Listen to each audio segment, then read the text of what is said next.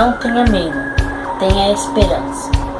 Não tenha medo, tenha esperança.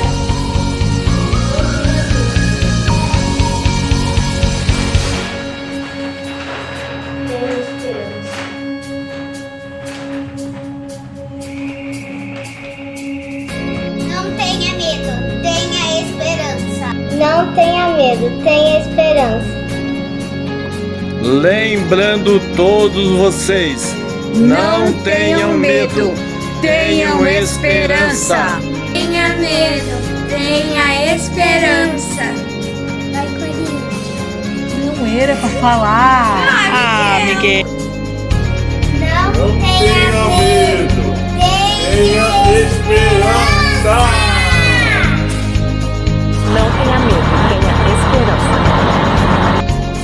Não tenha medo, tenha esperança. Não tenha medo, tenha esperança. Tchau!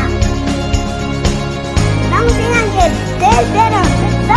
Não tenha medo, tenha esperança. Olha pessoal, esse é o recadinho nosso para vocês. Não tenha medo, tenha esperança.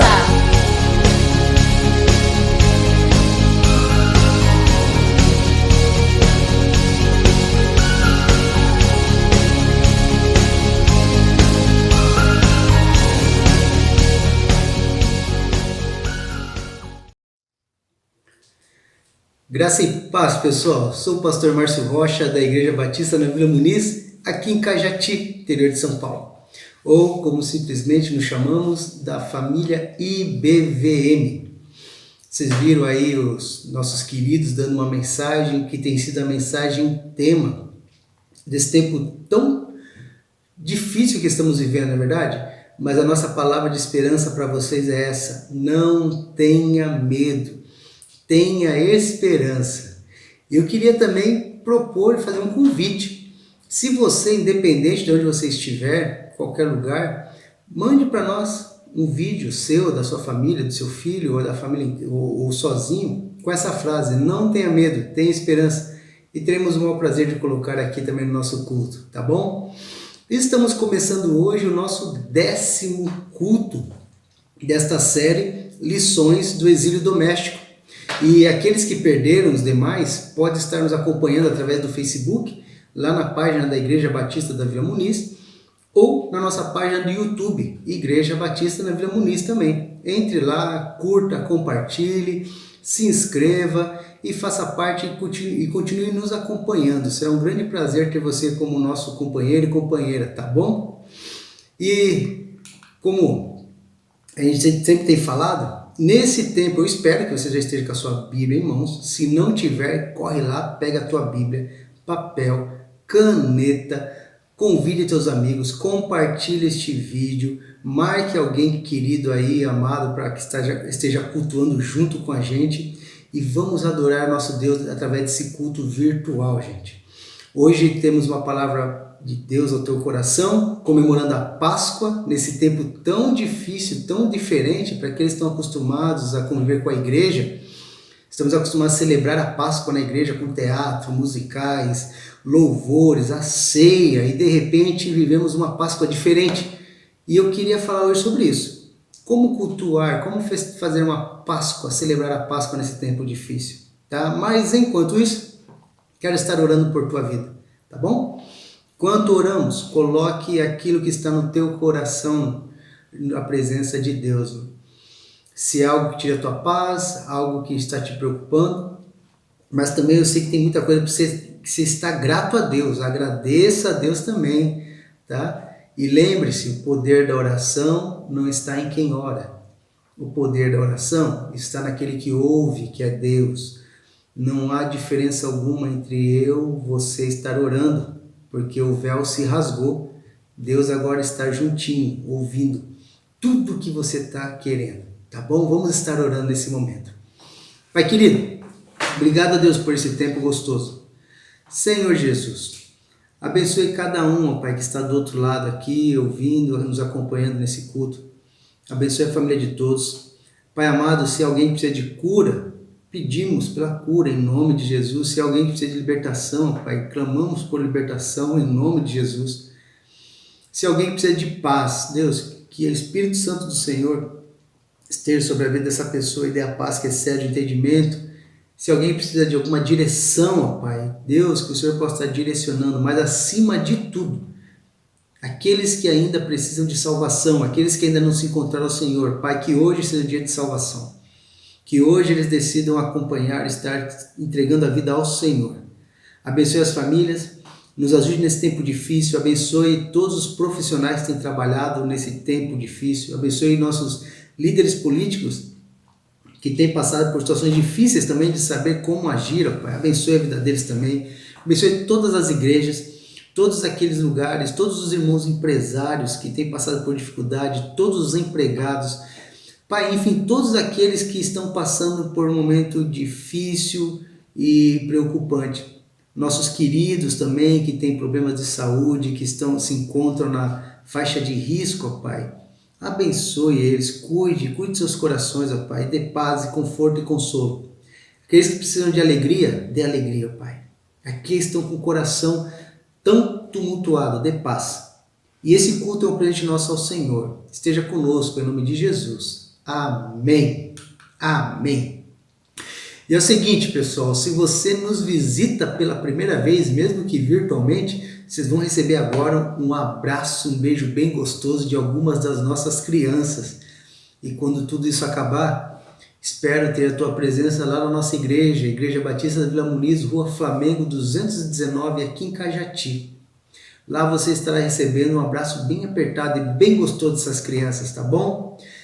Seja bem-vindo, vamos estar cultuando a nosso Deus. Fique com o abraço dessas crianças, depois nos acompanhe com esses louvores maravilhosos para a honra e glória de Deus. E depois disso tudo, vamos estar ouvindo a palavra de Deus aos nossos corações. Deus abençoe e até um pouquinho. Muito obrigada pela visita. Deus te abençoe. Um beijo da família BVM. Sejam todos bem-vindos. A família BVM ama todos vocês. Deus abençoe. Seja bem-vindo à BVM. Vocês que nos visitam, sejam bem-vindos. Sintam-se em casa. Um beijo e abraço da família BVM. Visitantes, sejam bem-vindos. Sua presença é um prazer. A família BVM ama você.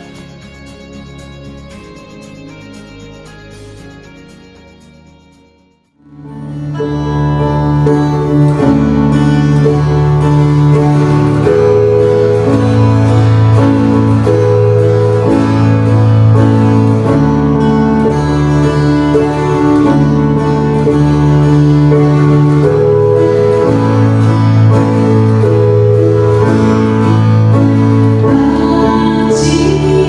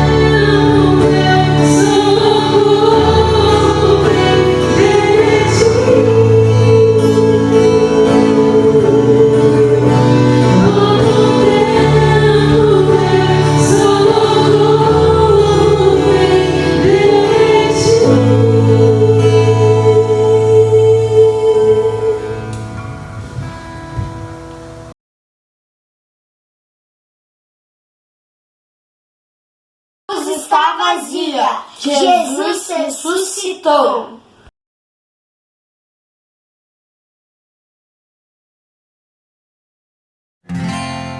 As cores do arco-íris, a brisa a murmurar, o olhar apaixonado de alguém que está aprendendo a amar, as palavras de uma história, as estrelas a brilhar. Deus criou o mundo todo pra testemunhar.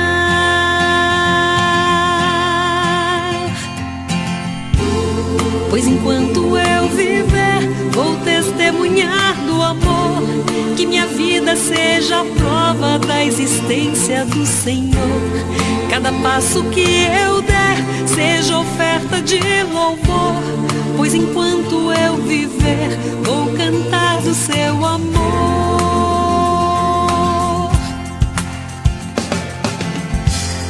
As montanhas e os vales,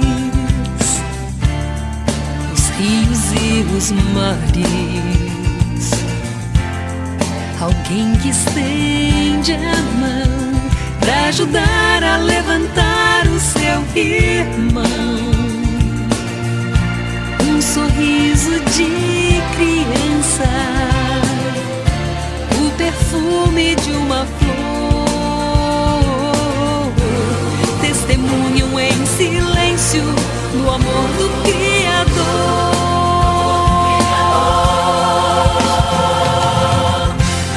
Pois enquanto eu viver, vou testemunhar do amor. Que minha vida seja a prova da existência do Senhor. Cada passo que eu der seja oferta de louvor. Pois enquanto eu viver, vou cantar, vou falar do seu amor. Pois enquanto eu viver, vou testemunhar do amor. Que minha vida seja a prova da existência do Senhor. Cada passo que eu der seja oferta de louvor. Pois enquanto eu viver, vou cantar o seu amor. Pois enquanto eu viver, vou testemunhar do amor. Que minha vida seja a prova da existência do Senhor. Cada passo que eu der seja oferta de louvor. Pois enquanto eu viver, vou cantar o seu amor. Pois enquanto eu viver, vou testemunhar do amor. Que minha vida seja a prova da existência do Senhor.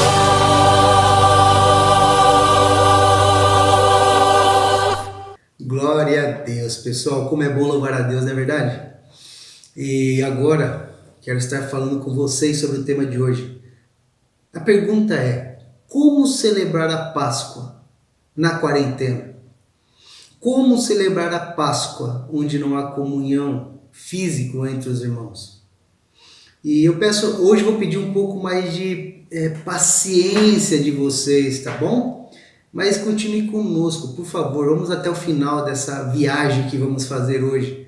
Vamos ir do Velho ao Novo Testamento, ou da Velha Aliança até a Nova Aliança, tá bom? Vai ser uma viagem muito legal. Para entendermos o que é Páscoa, muitos entendem a Páscoa como ovo de chocolate, coelho da Páscoa, alegria e festa. Primeiro, temos que entender que a Páscoa cristã não tem nada de doce, tá bom? Não tem nada de doce. O significado dela, a princípio, é um significado que traz dor, tristeza, amargura e depois traz o gosto da vitória. Mas o processo não é assim. Para entendermos a Páscoa cristã que celebramos hoje, nós temos que entender a Páscoa judaica, porque são bem distintas, tá bom? Abra lá, por favor, sua Bíblia, no livro de Êxodo, capítulo 12. Êxodo, capítulo 12. Esse texto é importante. Por que é importante? O povo de Israel, o povo judeu, viveu, ou na época era chamado de hebreus, tá bom? Depois se tornaram judeus, tá? Mas é uma outra história, enfim, vamos para isso é uma outra história. Mas até então eles eram conhecidos como hebreus, que estavam lá no Egito. Foram até o Egito quando José era governador, se tornou governador do Egito. Nesse período seus pais foram para lá, o povo cresceu e em dado momento, não sabemos quanto tempo, tá, irmãos? Mas a Bíblia diz que morreu o faraó, que conhecia José, e veio um outro faraó, muitos anos depois, que não conheceu José, não conhecia da história. E quando ele chegou no poder, a Bíblia diz que o povo hebreu já era muito grande no Egito, e aí esse faraó ficou com medo. Esse faraó falou, esse povo cresceu demais, e tornou eles escravos. Então, dos 400 e poucos anos que o povo ficou escravo no Egito, não foram os 400 anos como escravos, eles chegaram livres e tornaram-se escravos no Egito, tá? Não sabemos ao certo quanto tempo, se foi 200 anos, 300 anos, enfim, eles eram escravos.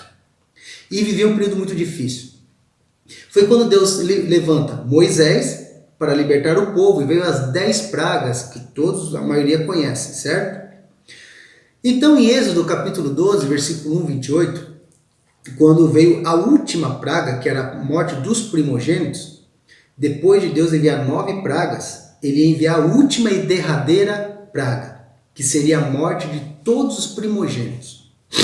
E nesse tempo, Deus disse assim, versículo 1, o Senhor disse a Moisés e a Araão no Egito, Araão era o irmão de Moisés, este deverá ser o primeiro mês do ano para vocês. Digam a toda a comunidade de Israel que no 10º dia deste mês, todo homem deverá separar um cordeiro ou um cabrito para a sua família, um para cada casa. Preste atenção, isso é importante. Se uma família for pequena demais para um animal inteiro, deve dividi-lo com seu vizinho mais próximo, conforme o número de pessoas e conforme o que cada um puder comer. Isso era à noite. Naquela madrugada, da noite para a madrugada, Deus ia libertar o povo. Então Deus está pedindo ao povo preparar uma ceia. E nisso ele diz assim, pegue um cabrito ou um cordeiro, um por família. Mas gente, é muita carne. E ele diz, se a família for pequena, pegue um cordeiro ou um cabrito para mais famílias.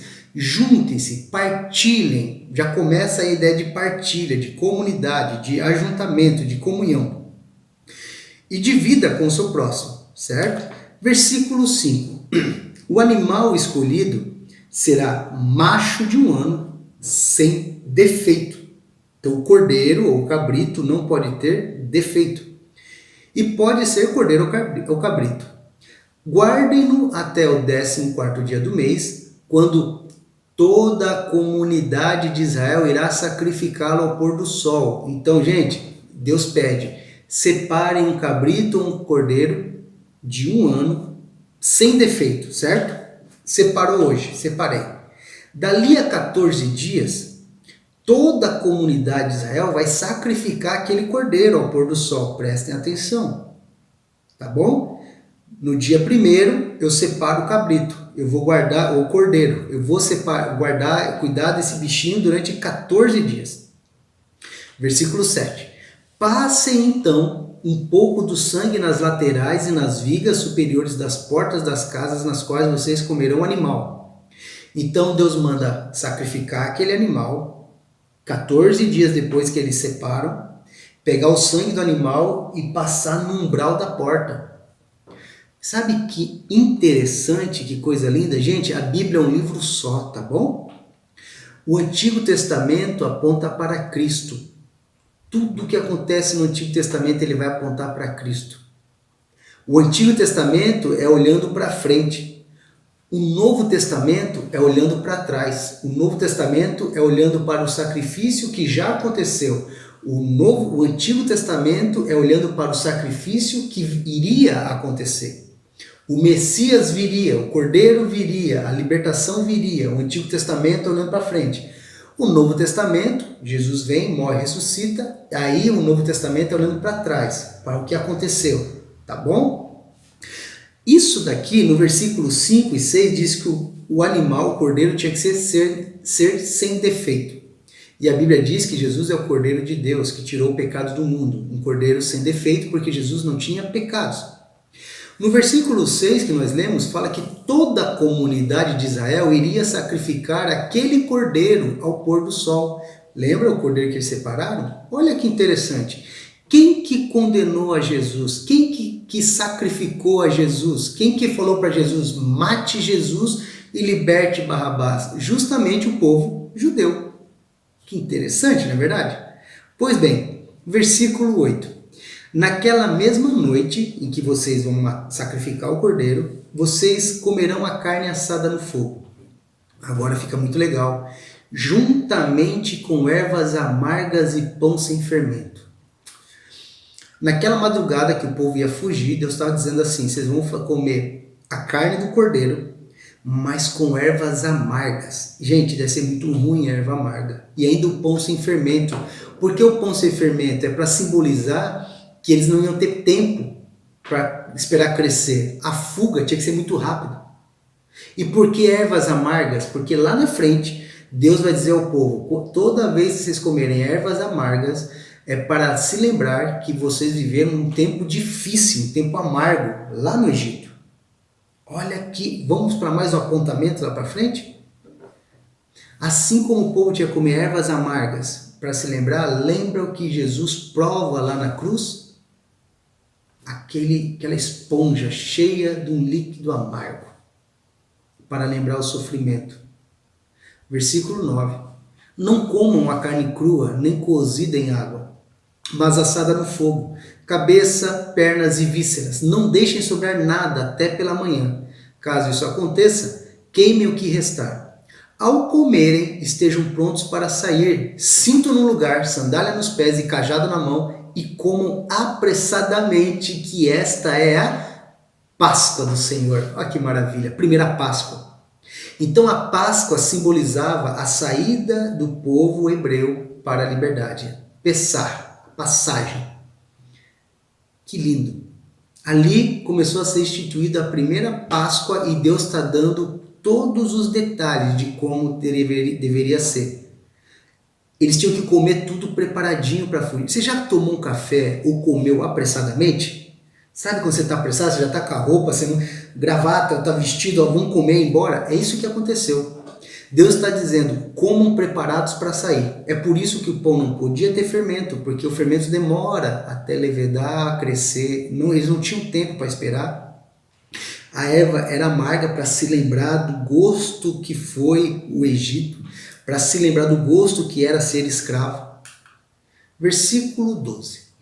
Naquela mesma noite, passarei pelo Egito, a Páscoa, Pessah, e matarei todos os primogênitos, todos, tanto dos homens como dos animais, e executarei juízo sobre todos os deuses do Egito. Eu sou o Senhor. Nossa, show de bola. Gente, se vocês perceberem, eu não vou me aprofundar agora, que vai se estender demais, a gente vai embora com isso daqui. Lá na igreja, quando a gente faz os estudos, um começa a perguntar uma coisa, o que levava 1 hora, leva 2 horas. Mas olha só, quando Deus fala que ele vai executar juízo sobre todos os deuses do Egito, é porque no Egito eles adoravam tudo quanto é Deus. E se vocês observarem, cada praga do Egito batia de frente com o Deus deles. Por exemplo, os egípcios adoravam Ra, que é o Deus Sol. Acho que no primeiro ou no segundo estudo que nós demos aqui, foi falado um pouquinho, lembra da criação, o Deus Ra? Pois bem, o Deus Ra era o Deus Sol. Lembra que uma das pragas foi transformar o dia em noite? Lembra que Deus deixou tudo na escuridão? Ou seja, Deus escureceu o Deus deles. Deus mostrou que ele tem mais poder sobre Ra. Quando Deus agora vai atacar os primogênitos, inclusive o filho mais velho do faraó, gente, é muito louco. Por quê? Porque faraó era Deus, entende? No Egito, faraó era Deus. Quando faraó morre, quem que assume? Seu filho. Então, seu filho também é um Deus. Quando Deus mata os primogênitos, inclusive o filho mais velho do faraó, ele está matando aquilo que eles consideram como Deus. Por isso que Deus fala: executarei juízes sobre todos os deuses do Egito, porque eu sou o Senhor. Ou seja, eu vou mostrar para os egípcios quem que manda aí nessa terra. Que fantástico! Versículo 13. O sangue será um sinal. O sangue, lembra do sangue que eles passaram no umbral das casas? Para indicar as casas em que vocês estiverem. Quando eu vir o sangue, eu passarei adiante, e a praga de destruição não os atingirá quando eu ferir o Egito.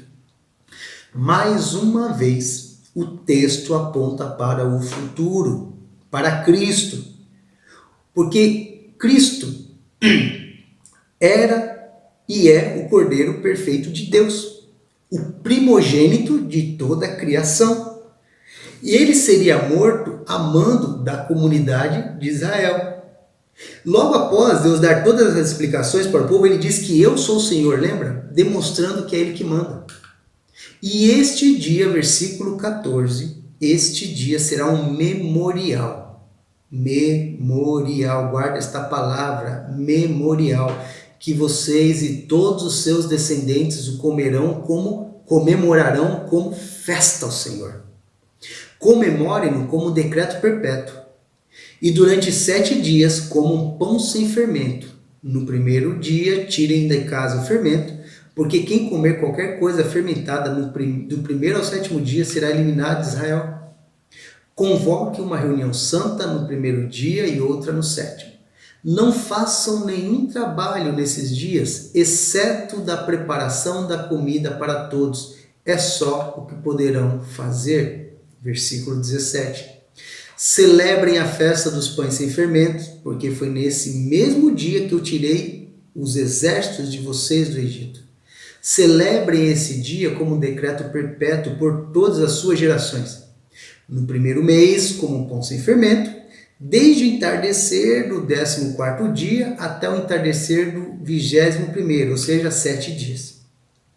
E durante 7 dias, vocês não deverão ter fermento em casa. Quem comer qualquer coisa fermentada será eliminado da comunidade de Israel, seja estrangeiro, seja natural da terra. Não comam nada fermentado, onde quer que morarem, comam apenas pão sem fermento. Então, versículo 21, Moisés convocou todas as autoridades de Israel e lhes disse: escolham um cordeiro ou um cabrito para cada família e sacrifiquem-no para celebrar a Páscoa do Senhor. Gente, olha como que ele vai falar agora no versículo 22.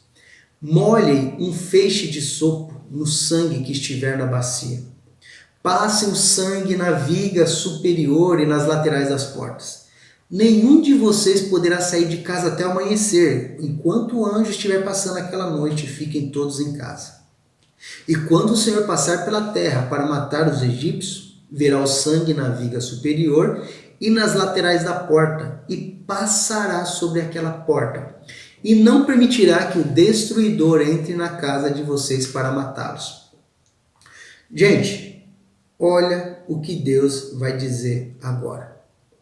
Versículo 24, por favor, acompanhe. O texto é meio longo, mas vale a pena.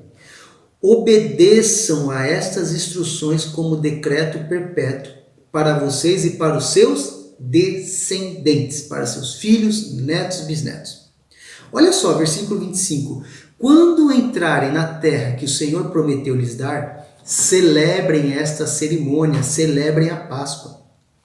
E quando seus filhos lhes perguntarem o que significa esta cerimônia, respondam-lhes: é o sacrifício da Páscoa ao Senhor, que passou sobre as casas dos israelitas no Egito e poupou nossas casas quando matou os egípcios. Então o povo curvou-se em adoração, e depois os israelitas se retiraram e fizeram conforme o Senhor tinha ordenado a Moisés e a Araão. Deixa eu explicar uma coisa que é bem importante. O Antigo Testamento é cheio de memoriais, certo? Por quê, gente? Porque naquela época não tinha jornal, não tinha WhatsApp, não tinha Facebook, não tinha Instagram, não tinha nada que pudesse deixar marcado. Sabe quando a gente tem o Facebook e aparece lá lembranças de 2 anos atrás? Aí você fala, puxa, que legal. Não tinha essas coisas. Então, como que essas coisas eram lembradas? Os pais iam avisando para os filhos, iam contando a história. Aquela geração que estava saindo do Egito, Deus está dizendo, olha, vocês têm que contar tudo isso que está acontecendo para seus filhos. Para os seus filhos contarem para os filhos deles, e assim vai, para que nunca se esqueçam que eu tirei vocês do Egito. Porque se os pais não contassem aos filhos tudo o que Deus tinha feito, a história se perdia, era esquecida. E as gerações que viriam não saberiam de tudo que tinha acontecido. Vocês estão entendendo? Então era necessário que os pais ensinassem aos filhos, seus filhos ensinassem a seus netos e aí sucessivamente. A responsabilidade de ensinar sobre a Páscoa eram dos pais. Mas olha que interessante. No livro de 2 Crônicas, capítulo 30, nos diz que o rei Ezequias, que foi um rei que existiu, ele viveu entre os anos 720 a.C., tá? 720 anos antes de Cristo. Nesse texto de 2 Crônicas, capítulo 30, diz que ele convidou todo o povo de Israel e de Judá para celebrarem a Páscoa do Senhor. Mas olha que interessante, no versículo 26, diz que eles não celebravam a Páscoa desde o tempo do rei Salomão. Olha, o rei Salomão ele reinou, para vocês terem ideia, entre os anos 970 a 930 a.C. Ou seja, o povo de Israel estava sem celebrar a Páscoa, minha gente, durante quase 200 anos. Durante quase 200 anos o povo esqueceu de celebrar a Páscoa. E quem foi o culpado disso? Me responda. De quem era a responsabilidade que Deus tinha dado lá no Egito para estar explicando para os filhos? Os pais? Então, se o povo ficou 200 anos sem celebrar a Páscoa, significa que em algum momento, algumas gerações não passaram adiante para seus filhos o que Deus tinha feito lá no Egito. Aqui vimos a falha de pais, a culpa dos pais. Pois, afinal de contas, eles não fizeram aquilo que Deus havia dito. Eles falharam na responsabilidade de continuar com essa tradição, ensinando seus filhos. Agora, deixa eu fazer uma pergunta para vocês. Vocês têm ensinado os filhos de vocês, ou os netos, sobre o que é a Páscoa? Sabe por quê, gente? Porque tem muitas crianças que para eles Páscoa é coelhinho e ovo de chocolate. A minha pergunta que fica é: e se hoje não tivesse mais Bíblia no mundo? E se de repente aqui no Brasil viesse um governo, tomasse todas as Bíblias, fechassem as igrejas, acabassem as igrejas, não pudéssemos mais falar sobre Bíblia como muitos países? Será que nossas crianças, eles conhecem tanto da Bíblia ao ponto deles passarem para os filhos deles? Hein? É para pensar. O povo de Israel ficou 200 anos sem celebrar a Páscoa. Possivelmente a culpa dos pais, que negligenciaram essa responsabilidade. E hoje é muito triste ver que, meio a tantas informações que temos, crianças, principalmente de dentro da igreja, não sabem o significado de Páscoa. Para eles, Páscoa é ovo de chocolate. Eu vou dizer uma coisa, o sabor da Páscoa não é doce, o sabor da Páscoa é amargo. O sabor da Páscoa não é um chocolate doce, agradável. O sabor da Páscoa é amargo, como as ervas amargas que o povo teve que provar para lembrar do Egito, e como na Páscoa cristã, dentro da morte de Cristo, ele provou o amargo lá da cruz. Porque se nós celebramos a ressurreição de Cristo, mas antes dele ressuscitar, ele foi morto. E a morte dele foi terrível. Então, antes de celebrarmos a vitória, temos que nos lembrar das dificuldades que Jesus passou. Agora, vamos dar um pulo alguns séculos adiante. Abra lá em Lucas, capítulo 22. Evangelho de Lucas. Evangelho de Lucas, capítulo 22. Lucas é incrível esse livro porque Lucas ele era médico. Então, como ele era médico, ele era uma pessoa muito culta para a época. E ele, entre os evangelhos, vamos dizer assim que ele fez o trabalho de historiador. É incrível. Maior se der tempo a gente pode conversar sobre isso, mas o Evangelho de Lucas e o livro de Atos é um livro só. Tá? Leia o capítulo 1 de Lucas, leia o capítulo 1 de Atos, você vai ver que é fantástico, é incrível. Mas enfim, abre lá em Lucas, capítulo 22, versículo 1. Olha como que começa. Estava se aproximando a festa dos pães sem fermento. Olha, lembra dos pães sem fermento que Deus falou lá no Egito? Chamada de Páscoa, a Páscoa judaica. E os chefes dos sacerdotes e os mestres da lei estavam procurando um meio de matar Jesus, mas tinham medo do povo. Então, olha lá, Satanás entrou em Judas, chamado Iscariotes, um dos 12. No culto passado, no 9º culto, nós falamos desse texto aqui de Satanás que se apossou de Judas. Se você está curioso, vai lá e assiste, que foi muito legal também. Versículo 4. Judas dirigiu-se aos sacerdotes, aos chefes dos sacerdotes e aos oficiais da guarda do templo e tratou com eles como lhes poderia entregar Jesus. E a proposta muitos alegrou e lhes prometeram dinheiro. Ele consentiu e ficou esperando uma oportunidade para lhes entregar Jesus, quando a multidão não estivesse presente. E finalmente chegou o dia dos pães sem fermento, no qual deveria ser sacrificado o quê? O cordeiro pascal. Lembra lá no Egito? Eles tinham que sacrificar um cordeiro. O símbolo maior da Páscoa talvez fosse o cordeiro. Jesus enviou Pedro e João dizendo, vão preparar a refeição da Páscoa. Porque lembra-se, gente, a Páscoa era uma refeição, era uma festa, tá bom? Era um jantar. Versículo 9. Onde queres que a preparemos? Perguntaram eles. E ele respondeu, ao entrarem na cidade, vocês encontrarão um homem carregando um pote de água. Sigam-no até a casa em que ele entrar e digam ao dono da casa, o mestre pergunta, onde é o salão de hóspedes no qual poderei comer a Páscoa com os meus discípulos?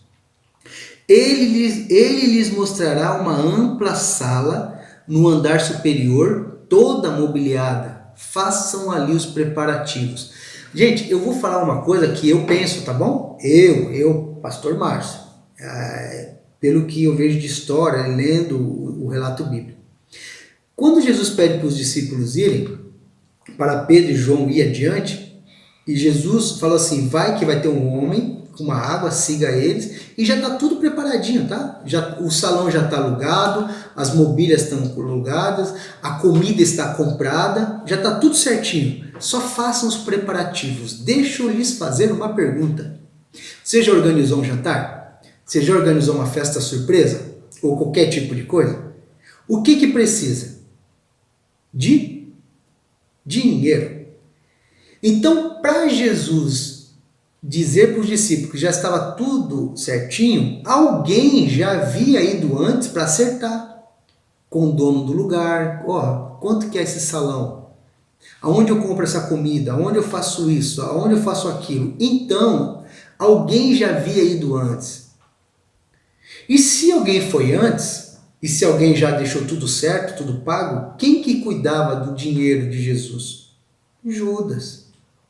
Talvez por isso que Judas já havia ido entregar Jesus lá para o chefe dos sacerdotes.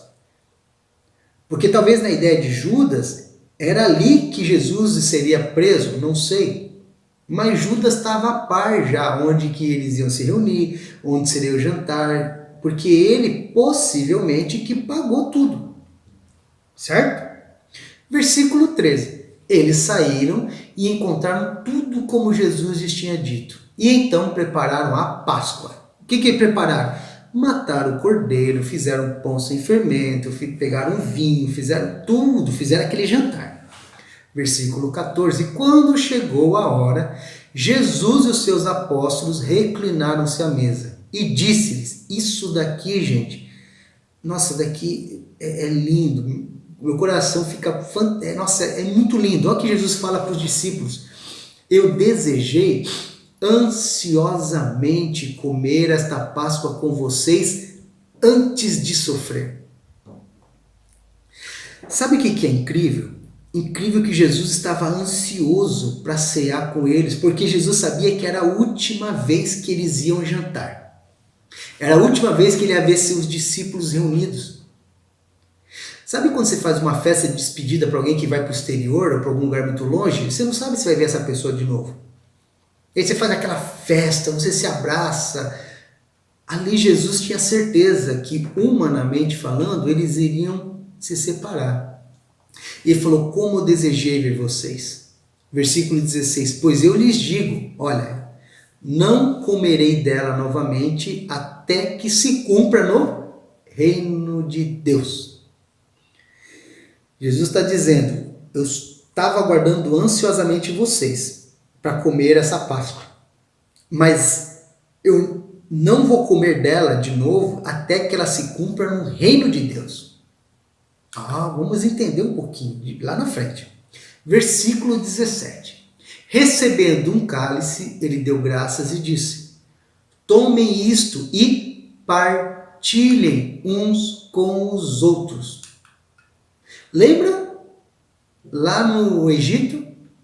Sua família é pequena, o que você tem que fazer com o cordeiro? Partilhar, não sobra nada, todos têm que comer. Ali na ceia de Jesus, partilhem uns com os outros. Gente, Páscoa é partilha. A vida cristã é partilha. Tanto que o apóstolo Paulo, lá no livro de Coríntios, ele puxa a orelha dos caras porque ele diz assim, é o seguinte, vocês estão se reunindo, vocês estão tomando a ceia, e tem gente que está vindo cear e não está comendo nada, e tem gente que está comendo um monte, tem gente que está enchendo a cara, tem gente que não está bebendo.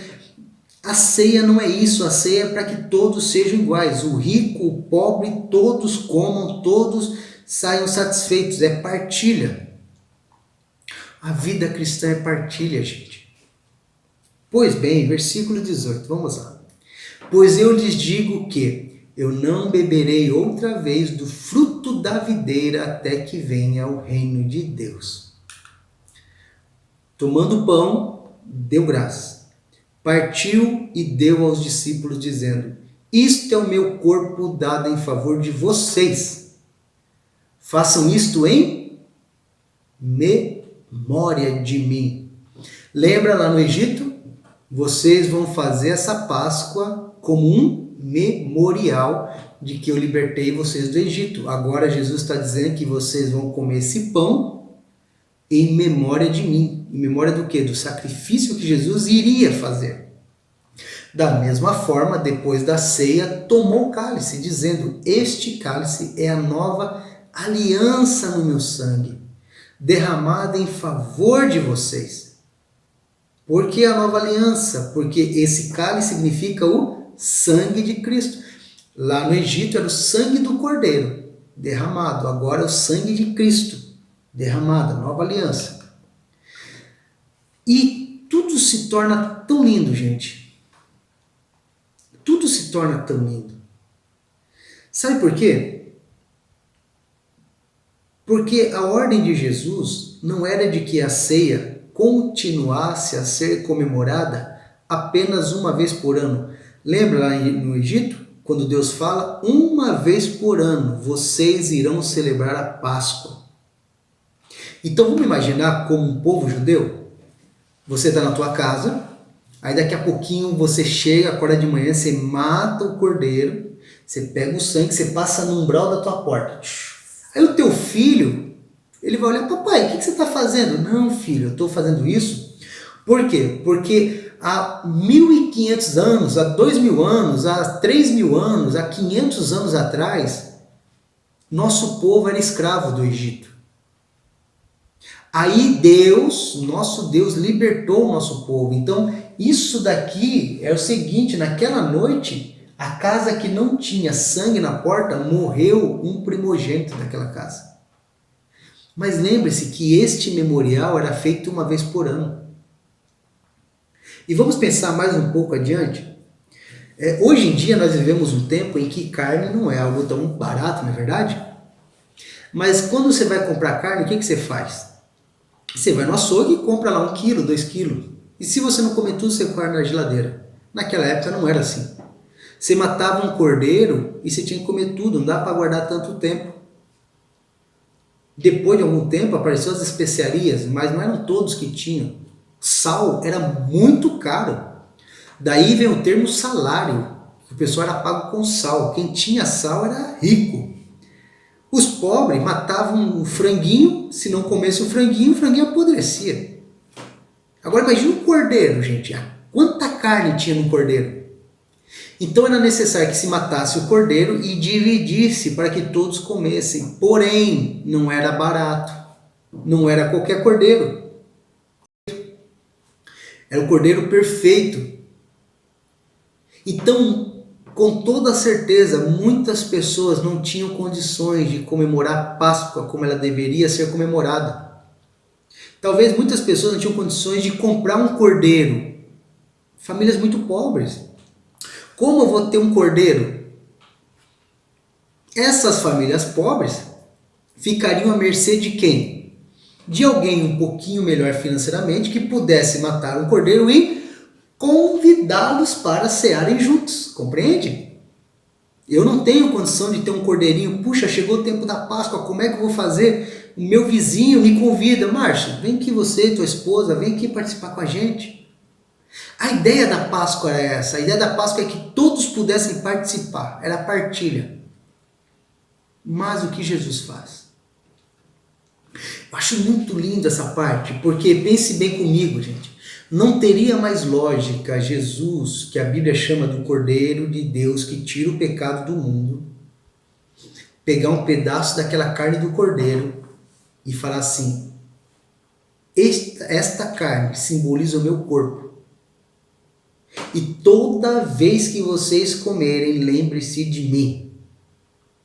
Legal. Ele é o Cordeiro de Deus que tira o pecado do mundo, pegou o pecado da carne, o cordeiro, muito legal. A pergunta que eu faço é, quantas vezes uma pessoa comia cordeiro? Talvez os mais ricos conseguissem comer quase todo dia. Ou seja, quase todo dia eles poderiam se lembrar de Cristo. Porque agora não é anual. Agora Jesus falou toda vez que comer. Mas observe que Jesus pega um pão. E um pão, qual tipo de pão? Sem fermento. Lembra, era apressado. E tem mais um detalhe, o fermento também não era algo tão barato naquela época. Além do fermento simbolizar a pressa, tornava o pão mais barato. Agora pensa comigo, Jesus pega aquele pão e fala assim, toda vez que você comer desse pão, lembra-se de mim, lembra-se do meu sacrifício. Toda vez que você tomar este vinho, lembra-se de mim.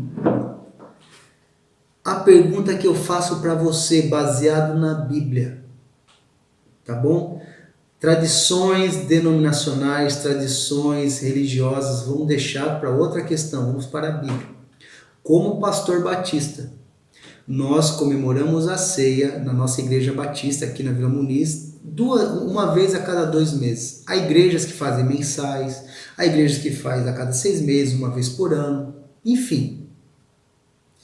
Para nós, a ceia é apenas um memorial, tá? Não tem poder místico, não tem nada, é um memorial. Mas nós fazemos como igreja, como comunidade, que isso é fantástico. Como igreja, a gente chegar uma vez por mês, ou uma vez a cada 2 meses, e falar, este é o corpo de Cristo, esse é o sangue de Cristo, glória a Deus. Mas lembre-se que o que Jesus fala para os discípulos é, toda vez que você comer esse pão, Toda vez que você tomar desse cálice. Se no outro dia, gente, os discípulos comessem pão 2 vezes pelo dia, o que eles deveriam fazer? Pensa. Cada vez que eles comessem o pão, eles deveriam se lembrar que aquele pão simbolizava o corpo de Cristo. Se eles tomassem vinho 2 vezes por dia, eles deveriam se lembrar que aquele vinho simbolizava o sangue de Cristo. Vocês estão entendendo a beleza que Jesus fez? Jesus, em vez de deixar que a Páscoa da libertação do Egito, que era celebrada 1 vez por ano, e você lembra que chegou um período na história que ficou 200 anos esquecida? Agora Jesus pede para que essa nova Páscoa, esse novo momento que simbolizamos sua morte e sua ressurreição, fosse lembrada não 1 vez por ano, não 1 vez por mês, mas toda vez que comer o pão, toda vez que tomar o vinho. Eu tenho no meu coração, e eu vivo isso, eu falo para a minha igreja. Se toda vez que eu almoço, toda vez que eu janto, toda vez que eu tomo café, eu agradeço a Deus pela salvação que Ele me deu. Essa é a Páscoa. A Páscoa é entender que Jesus um dia morreu na cruz. Porque se eu for esperar apenas 1 vez por mês, 1 vez a cada 2 meses, eu posso até me esquecer. Mas a ordem que Jesus dá aos seus discípulos é: toda vez que você comer deste pão, lembra-se de mim. Toda vez que você tomar desse vinho, lembra-se de mim, em comunhão. É claro, se você está em família, se pudermos estar em igreja, maravilha. E nesse momento que nós não podemos estar reunidos? Pois bem, sabe, irmãos, Jesus estava apontando para uma nova aliança. Agora não precisamos mais sacrificar o Cordeiro perfeito. Sabe por quê? Porque Jesus é o Cordeiro perfeito e já foi sacrificado por nós. Agora nós não precisamos mais passar o sangue do Cordeiro nos umbrais das portas para sermos libertos da escravidão do Egito. Mas agora precisamos passar o sangue de Cristo nos umbrais dos nossos corações para nos livrar da escravidão do pecado. Agora não é mais o Mar Vermelho que precisa se abrir para que o povo saia do Egito e vá para o deserto. E lá no deserto eles vão ter um relacionamento íntimo com Deus. Lembra? Deus mandava o maná, Deus mandava a nuvem para proteger do calor, Deus mandava o fogo para proteger do frio, Deus tirava a água da rocha. Mas o povo só tem um relacionamento íntimo com Deus a partir do momento que o mar se abre. Agora, gente, depois na morte de Cristo, lá na cruz, a Bíblia diz que o véu se rasgou. O véu que separava o Santo dos Santos, onde Deus habitava, e separava o lugar santíssimo dos homens impuros, que somos nós. Quando Cristo morre, é o véu que se rasga. E quando o véu se rasga, agora é Deus que vem de encontro aos homens para ter momentos íntimos conosco. Isso é lindo, gente. Porque assim como Deus tem um relacionamento íntimo com o povo lá no deserto, agora Deus está tendo um relacionamento íntimo conosco durante o deserto da nossa vida. Porque enquanto o povo no deserto buscava chegar na terra prometida, que se chamava Canaã, nós hoje, durante o deserto da nossa vida, temos como esperança, expectativa, chegar na nossa Canaã celestial, que nós chamamos de paraíso. Isso é lindo demais. Jesus agora leva a Páscoa a uma simbologia muito mais simples, mas muito mais profunda. Não há nada de sofisticado. É na simplicidade. Não precisa mais ter o cordeiro, porque o cordeiro já foi sacrificado. O símbolo da Páscoa é o pão simples. O símbolo da Páscoa é o vinho simples. Jesus se encontra na simplicidade das coisas, gente. Jesus se encontra na partilha, a partir do momento que eu posso estar em família, com meus amigos, celebrando. e olhar para minha esposa e falar: nós somos salvos graças ao sacrifício de Cristo. Você chegar para os teus filhos e falar: sabe, meu filho e minha filha, há 2000 anos atrás Jesus veio e morreu na cruz por nós. O corpo de Cristo foi dilacerado por amor a nós, e nada impede você pegar um pão na sua casa e falar: ó, ele é o pão da vida. Você pegar um copo de água e falar: ele é a água da vida. Quer beber, beba. Lembra, Deus gosta de memoriais, Deus usa simbologias para que a gente possamos estar sempre em contato com Ele, o divino conosco, com os pecadores. Mas, para terminarmos, enquanto nós não chegamos ao paraíso, vamos participando da ceia, mas com 2 pontos de vista, tá? Primeiro, vamos olhar para trás. E quando nós olhamos para trás, nós temos que olhar com um sentimento de gratidão. Porque ao olhar para trás, podemos nos lembrar que um dia Jesus deixou sua glória, veio até a terra, viveu como homem e sofreu, morreu, tomou o amargo do fel na cruz, mas venceu a morte e ressuscitou.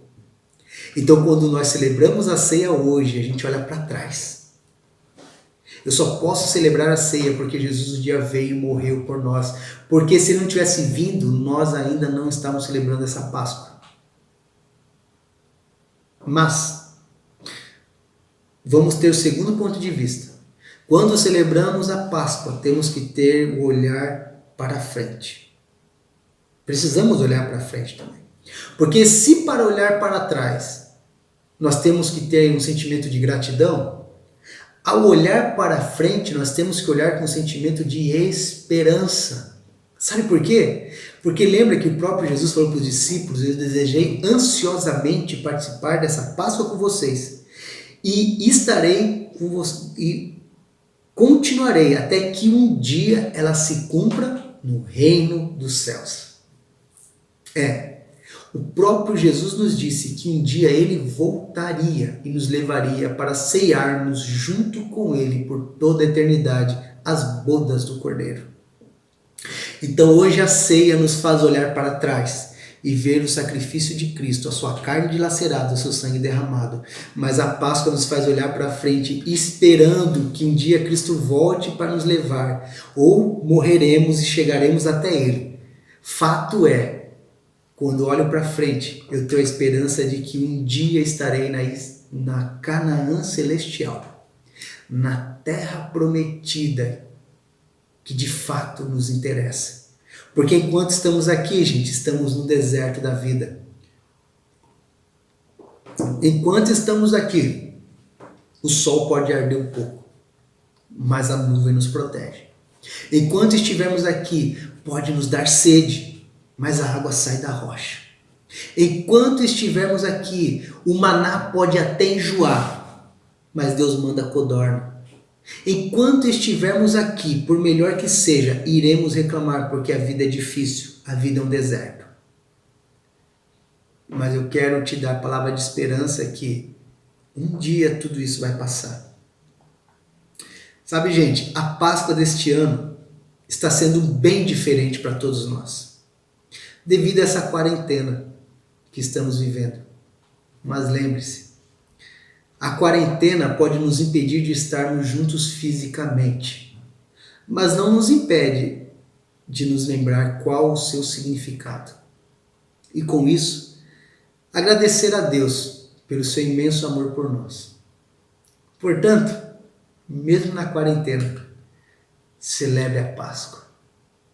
Olhe para trás, agradeça a Deus. Olhe para frente e tenha esperança de que um dia estaremos com Ele, ceando as bodas do Cordeiro, junto ao nosso Pai, nosso Salvador, nosso Redentor e nosso Senhor, por todo sempre. Amém. Que Deus te abençoe. Eu gostaria de terminar com uma oração.